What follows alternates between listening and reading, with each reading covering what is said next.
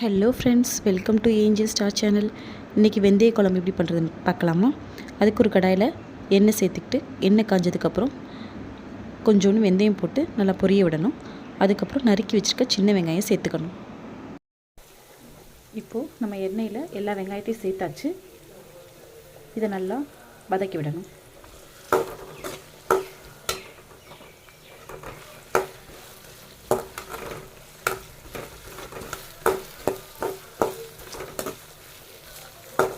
இது நல்லா வதங்கி வரணும், அது வரைக்கும் வெயிட் பண்ணணும்.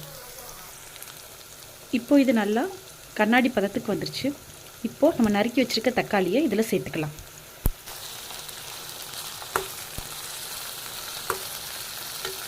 இப்போது நம்ம இதில் கொஞ்சம் கருவேப்பிலை சேர்த்துக்கலாம்.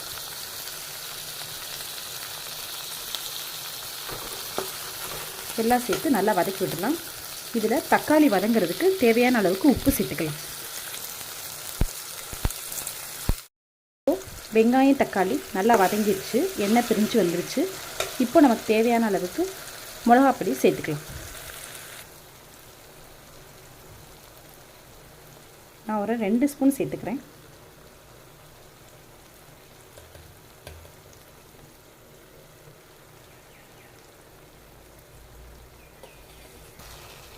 இதை நல்லா கிளறி விட்டுக்கலாம்.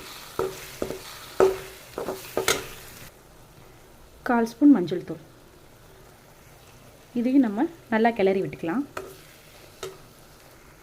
நல்லா கிளறி விட்டதுக்கப்புறம் ஒரு 5 செகண்ட் அப்படியே விட்டிங்கன்னா இந்த மாதிரி எண்ணெய் பிரிஞ்சு வரும். இந்த எண்ணெய் பிரிஞ்சு வந்ததுக்கப்புறம் நமக்கு குழம்புக்கு தேவையான அளவுக்கு தண்ணி சேர்த்துக்கலாம். இதில் நம்ம புளிக்கரைசல் சேர்க்குறனால தண்ணி பாதி அளவு சேர்த்துக்கிட்டு புளிக்கரைசல் சேர்த்ததுக்கப்புறம் நமக்கு எவ்வளோ தேவையோ அவ்வளோ கூட்டி வச்சுக்கலாம். நான் இப்போது இது நல்லா முங்குற அளவுக்கு தண்ணி சேர்த்துருக்கேன். இது நல்லா கொதிச்சதுக்கப்புறம் நம்ம புளிக்கரைசல் சேர்த்துக்கலாம். நெல்லிக்காய் சைஸில் புளி எடுத்து ஊற வச்சு கரைச்சி வச்சுருக்கேன். அது நல்லா கொதிச்சதுக்கப்புறம் அதை அதில் சேர்த்துக்கலாம். இப்போது நம்ம சேர்த்த மசாலா நல்லா கொதித்து எண்ணெய் பிரிஞ்சு வந்துருச்சு.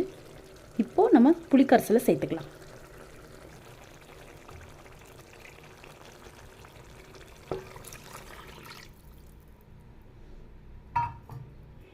இப்போ நல்லா கிளறி விட்டுட்டு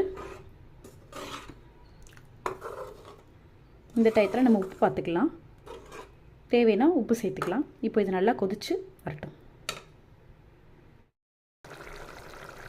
குழம்பு நல்லா கொதித்து வந்துருச்சு. இப்போ இந்த ஸ்டேஜில் நம்ம இறக்கிக்கலாம். சுவையான வெந்தய குழம்பு ரெடி ஆயிடுச்சு. இதே மாதிரி டேஸ்டான ரெசிபிஸ் பார்க்கணுன்னா நம்ம ஏஞ்சல் ஸ்டார் சேனலை லைக் பண்ணிக்கோங்க, கமெண்ட் பண்ணிக்கோங்க, சப்ஸ்கிரைப் பண்ணிக்கோங்க. பக்கத்தில் இருக்க ஆல் பட்டனை கிளிக் பண்ணிக்கோங்க. தேங்க்யூ.